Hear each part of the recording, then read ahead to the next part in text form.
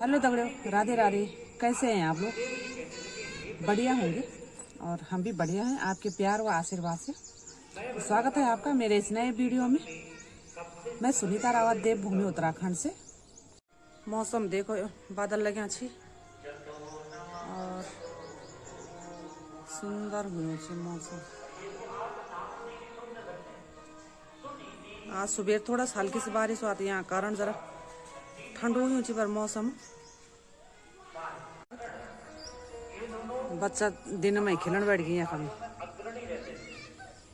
मस्त यहाँ से वो खेलम। अरे वो मत बैठू चे एक बांदर दिखे भी नहीं ढंग से या घोड़े।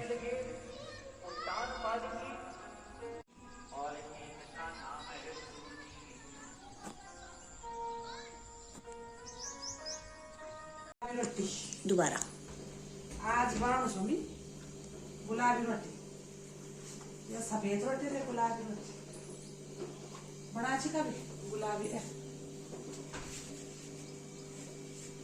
पिंक पिंक रोटी।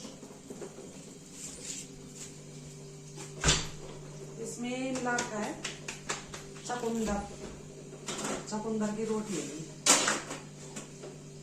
कैसे भी करके चकुंदर खाए हैं। आज थोड़ा सी हल्की फुल्की बारिश आई तो मौसम थोड़ा ठंड हो गया।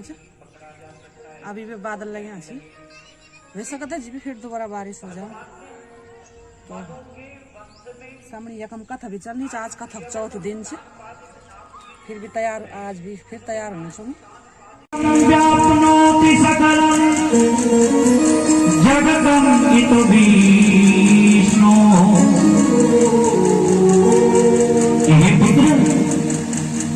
अगर पिता को चाहते हो ना तो पिता कहाँ मिलेंगे? पिता हर जगह है, पिता हर स्थान में है। लेकिन तुम्हें क्या करना पड़ेगा? प्रेम से प्रकट होई मैं जाना। लेकिन मैं जानती हूं ना, जब तक तुम परमात्मा से प्रेम नहीं करोगे, पिता से प्रेम नहीं दिखाओगे, तब तक पिता को तुमसे प्रेम नहीं होगा। तुम्हें दिखाना पड़ेगा पिता से प्रेम। अच्छा, पिता से प्रेम दिखाना पड़ेगा तो पिता से प्रेम दिखाने के लिए क्या करना पड़ेगा? अब माँ तो ये सोच रही है कि अभी थोड़ी देर के लिए ये माँ के कहे हुए शब्दों को मन में रख रहा है, इसलिए ये बार बार मार्ग पूछ रहा है। तो बता दिया ये जो बाहर देख रहा है, लेकिन दूर क्या कर दिया? आज दूर जंगल की ओर हाथ कर दिया और कहा पिता वहां दूर रहते हैं। अब ये जानती है कि शिशु को अंधेरे से सबसे ज्यादा भय लगता है, इसलिए अब माँ क्या कर रही है? अब अंधेरा दिखाकर उसे डराना चाह रही है कि ये भूल जाए। ये जो रचना लगाई है ना कि पिता को ढूंढना है, पिता को जानना है, इसे भूल जाए, इसलिए क्या कर दिया? आज दूर जंगल की ओर दिखा दिया कि वहां तेरे पिता रहते हैं, वहीं तेरे पिता मिलेंगे, इसके बाद कुछ नहीं मिलेगा। पहले जंगल की ओर देखते कि कहीं मेरे पिता मुझे आवाज तो नहीं दे रहे। एक दिन देखा, 2 दिन देखा, 3 दिन देखा, महीने बीत गए। अब ध्रुव जी अवसर देखने लगे कि पिता तो नहीं आ रहे हैं, हो सकता है मुझे ही वहां जाना पड़ जाए। लेकिन अवसर कैसे मिलेगा? माँ तो हाथ जोड़ दी। इसलिए एक दिन रात्रि का प्रहर ध्रुव जी आज चुपचाप उठे और कुटिया के द्वारों को खोला। और जैसे ही कुटिया के द्वार खुले तो माँ की आंख खुल गई। माँ की आंख खुली, माँ ने कहा क्या हुआ? कुछ नहीं बोला। माँ ने आज फिर अपने हृदय से लगाकर उसे नींद में सुला दिया। अर्थात एक दिन का अवसर फिर आगे बढ़ गया। ऐसा कई दिन तक चलता रहा, लेकिन एक दिन जब प्रयास आपका मनोरथ भाव आपका शुद्ध है, प्रयास आपका संकल्पित है, तो भगवान क्रिया करने के लिए कोई ना कोई माध्यम आपको अवश्य दे देंगे। तो उनका संकल्प निश्चित है कि मुझे पिता की गोद में बैठना है, प्रयास रोज कर रहा है। तो एक दिन भगवत कृपा हो गई कि रात्रि के तीसरे प्रहर में, जब सबसे ज्यादा नींद होती, कब होती है नींद? जब उठने का समय होता है तब सबसे ज्यादा नींद आती है, यही होता है ना। अब उठने का समय कौन सा होता है?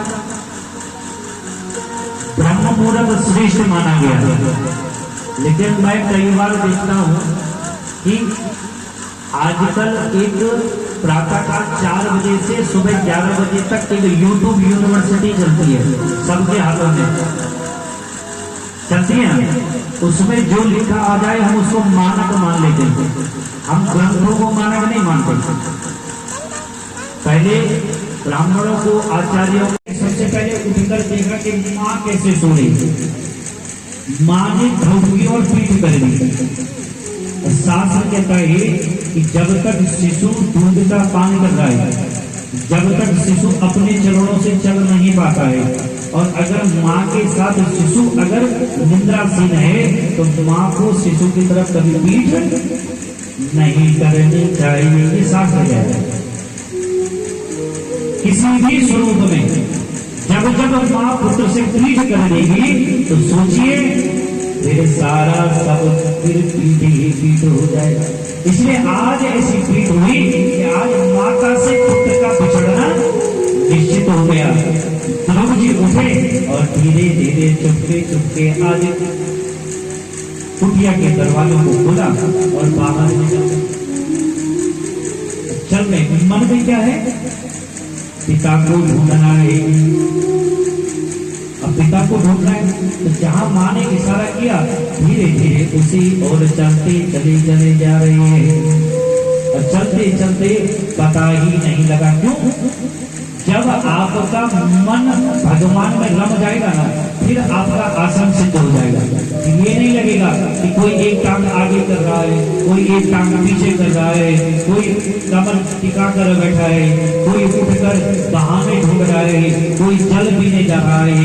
भगवान को प्राप्त करने के लिए आसन भी सिद्ध होना चाहिए। इच्छा अगर आम की है तो आम का ही बीज बोना पड़ेगा। इसलिए इच्छा भगवान की है तो भगवान के रूप में सिद्ध होना ही पड़ेगा, नहीं तो भगवान को देखने के लिए भी ये शरीर नहीं बचेगा। सभी लोग चाहते हैं ना भगवान को देखने, तो बताइए आप देख सकते हैं आंखों से भगवान? आप ये भी जानते नहीं देख सकते तो क्यों नहीं देख सकते? जबकि बैठे तो हम भगवान को देखने के लिए। अर्थात आपको अपनी कमियां पता नहीं, और पता होकर भी हम उन कमियों को पीठ के पीछे डाल देते। इसलिए तो आज हम इतनी अवस्था तक सत्संगों को सुनते हुए भी सत्संग में नहीं हो पा रहे, सत्संगमय नहीं बन पा रहे, क्योंकि हम सिर्फ सुनकर करूंगा। तो आज नारद जी कहने लगे कि तुम्हें क्या करना है, तुम्हें ये सब अपने हृदय में रख लेना। ये भागवत में 12 मंत्र है, और 12 मंत्र को ग्रहण करने के लिए क्या करना चाहिए? हाथों को जोड़ लेना चाहिए, हृदय को एक कर लेना चाहिए। और जब हाथ और हृदय एक हो जाते हैं ना, तो तब ध्रुव जैसा अटल हमारे हृदय में विराजित तो हो जाता है। इसके लिए क्या करना है? आज कहने लगे, नारद जी ने बता दिया, ओम नमो भगवते वासुदेवाय। अब ये कठिन है कि सरल है? अगर हम लोग सोचे वेद कठिन है, लेकिन यह तो सरल है। और भागवत के सत्संग में आप बैठे हो और आपने यही अगर मुख से नहीं बोला तो फिर तो जीवन भर बैठे हो, कुछ भी नहीं होने वाला है। फिर तो हम समय काटने के लिए बैठे ना, समय काटने के लिए। लेकिन ये अवसर सुअवसर बनाइए और एक स्वर में आप भगवान का स्मरण करिए।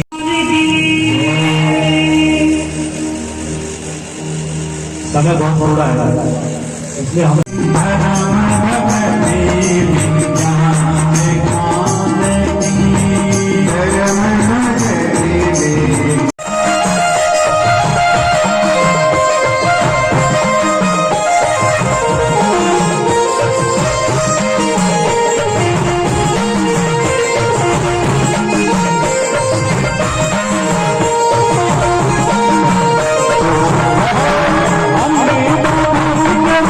Sara